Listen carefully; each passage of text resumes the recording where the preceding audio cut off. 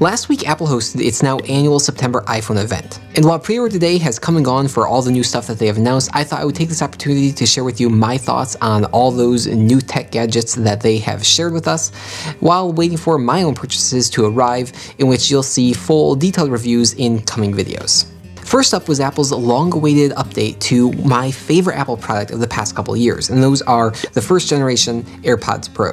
The first generation now are just over a couple years old, and it was high time for Apple to release a new update. We are quickly approaching the 3-year anniversary of the initial release of the AirPods Pro, and like I said, it was high time for Apple to release an updated version, if for no other reason than the fact that those early purchased first generation AirPods Pro are most certainly losing battery life come about now.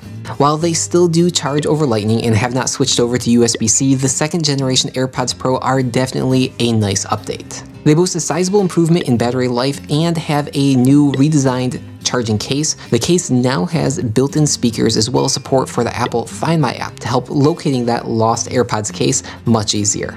In addition to that, they have a little attachment point so you can attach a lanyard if you wish, and they now support charging with an Apple Watch charger. On top of that though, Apple does claim that there are noticeable improvements with the active noise cancellation, meaning that they now work much better at blocking out outside noises. In addition, they've improved transparency mode, adding this new feature called adaptive transparency. What this does is give you the transparency mode that you're already used to, actually a much improved transparency mode according to Apple, but it's also adaptive and will actively block louder noises if those appear. Apple has also added touch sensitivity to the stem, meaning you can swipe up or down to change the volume level, which is something that I would find useful, as oftentimes I leave my iPhone in my office while I'm walking around the house. But even though these are an improved AirPods Pro, and I'm sure I'll end up with them someday, they are not a purchase that I'm going to be making at this point in time. I've had my AirPods Pro replaced by Apple a couple times now, free of charge, which means that I still have pretty good battery life, so I'll hold on for a little bit and only get these when my battery life really hits the tank. Next up is the Apple Watch Series 8. And frankly, there's really not much to add here. There are two main new features that Apple has added to the Series 8 compared to the Series 7 of last year. The Apple Watch Series 8 uses some new machine learning as well as some new sensors built into the watch that will detect if you are in a car crash and help notify authorities. The other main feature is a temperature sensor. Now, I know what you're thinking. The back of your wrist is really not an ideal location to take body temperature. And so that's not what the Apple Watch does. Instead, it tracks the delta of changes of your temperature throughout the day. Now, in general, this isn't very useful for many circumstances, but Apple has used this to greatly improve the cycle tracking application that was added in years past. While clearly this is not something that I am in need of, I am interested to see if this data is available in the Health app or available via an API for third-party applications to use. As I've talked about in prior videos, body temperature is an important signifier of sleep state and is something that could be used to make a really killer sleep tracker going forward. But that's about it. The only other changes between the Series 7 and Series 8 are some new case styles as well as an elimination of the titanium model. But Apple has not completely eliminated titanium from the Apple Watch lineup. Instead, they have added a new Apple Watch Ultra, which is their extreme sports / rugged edition, competing with the likes of Garmin fitness watches. Now, this watch is completely ridiculous. It's Ultra. Now, I'm a bit meh on the name. I would much prefer them to call it something like the Apple Watch Explorer Edition. But, you know, Explorer is a watch name that has been used before and is probably trademarked. Now, this really is an Ultra Apple Watch. It is a completely different design with a flat, recessed for protection glass screen. And the watch case itself is a whole 4mm thicker. This watch is going to be huge, and as someone with tiny wrists, that is kind of a disappointment. But Apple has really jam-packed this watch full of new features. It has a significantly better battery life than the normal Apple Watches, boasting a full 36 hours or 60 hours in a new low-power mode that is coming later this year. In addition to the usual L1 GPS bands, they've added L5 GPS band support. What this will do in practice is add a little bit more fine-tuned GPS data in locations where it's needed. Coming along with the redesigned case, there is a much more prominent crown and a crown guard, as well as a new programmable button that you can assign to do all sorts of cool things at the press of a button versus using a touchscreen. As I've said before, the screen is significantly larger, but it's also significantly brighter. The larger screen gives way to a much improved compass application, as well as new watch faces with all sorts of cool new data available on it. The case itself has been ruggedized so it can support crashes and falls and banging up against things, as well as extreme temperatures, as well as water depths that the normal Apple Watch just can't do. While the 49mm Apple Watch Ultra can use the previous larger Apple Watch bands, Apple has released 3 new watch bands to go alongside it. Of these 3 new styles, the bright orange hook fastener system of the Alpine Loop is by far away my favorite. The real mind-breaking thing about the Apple Watch Ultra, though, is the price point that they released in. It comes in at only $799. And yes, wait, hear me out.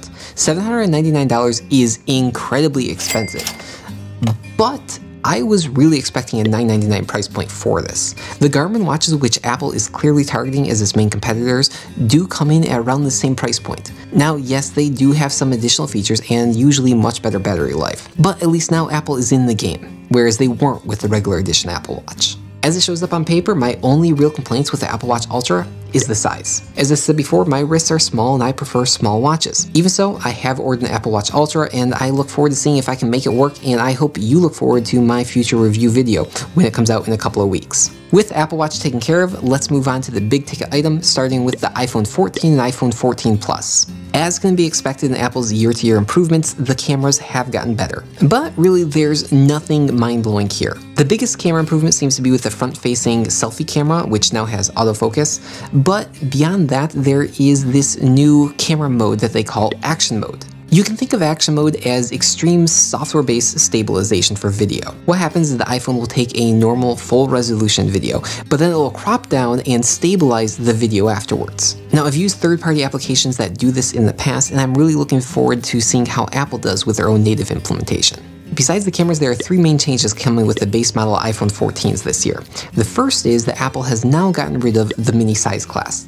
Instead, they have opted to keep that normal size class, but they've added on a plus size class that we've seen in the past. Now, I'm not really that heartbroken by this. I absolutely love the mini, but I love the big size phones as well. What can I say? I'm a man of extremes. The second major change is that, at least for the US model phones, there is no longer going to be any physical SIM slot. Instead, the iPhone 14 series phones have switched to completely eSIM in the United States. While I welcome this change and I do think eSIM is much better than the physical SIM card, this has already caused me some trouble personally, but I will be talking about that next week when I do my full review on the iPhone that I chose to purchase. The final major change for this year's iPhone is emergency SOS mode, or the long-awaited satellite connectivity that we have been hearing about for the past couple of years. Now, this doesn't mean that you will now suddenly have phone and data access wherever you are. What it does mean, though, is that if you are in a dead zone, which I am often in Western New York, and certainly was when I was out backpacking a couple of weeks ago, you have a much higher chance of being able to send out an emergency signal asking for help. Now, as satellite connectivity has issues, we'll say, as such, Apple is acting as the middleman between you and emergency responders in situations where that would be a benefit. While this emergency SOS mode is not all that it could be in the ideal world, with data connection everywhere, you are able to use this satellite connectivity to send your location to other people via the Find My app, even when you're not in an emergency situation. The iPhone 14 does have an upgrade chip from the base model iPhone 13 last year, but it's the same one that we saw in the iPhone 13 Pro.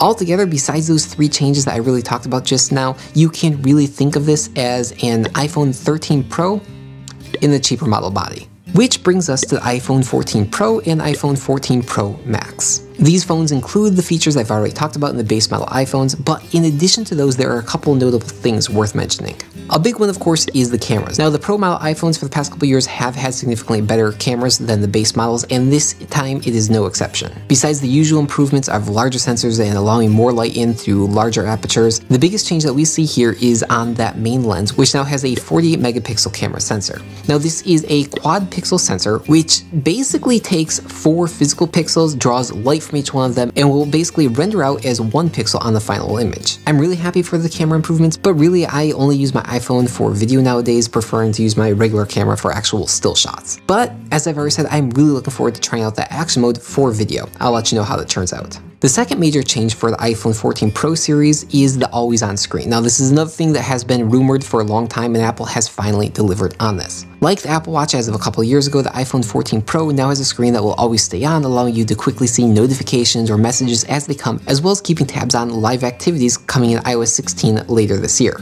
But by far and away, the big killer feature of the iPhone 14 Pro is the dynamic island. For the past 6 months or so, we have known from very reliable rumors that the iPhone 14 Pro series would include a pill-ish shape cutout versus the notch on the top of the screen. What we didn't know was how Apple would integrate this with their software. And while there are people who have complaints about this, I frankly think that Apple has done a fantastic job of taking a limitation of the screen, having to actually have a physical cutout for the cameras and light sensors, and have integrated it so beautifully in the software that it is more of a feature than anything else. So what is it? What is the dynamic island? Well, basically Apple has reserved the top of the iPhone around this pill-shaped cutout and will expand it or grow it to include all sorts of notification as well as live activity data right there at the top of the screen, keeping you always informed of, say, what's playing your music, who you're talking to in a call, or, maybe what's going on with your Rescue Time focus session, hopefully coming soon to a Rescue Time application near you. But no, in all seriousness, the dynamic island is a perfect example of why I love Apple.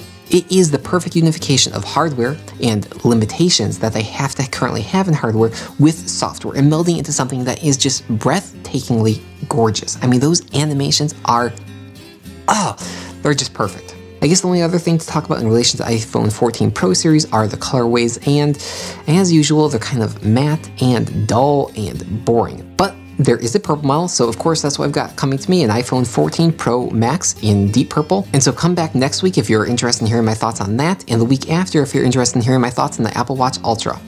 Till next time, bye.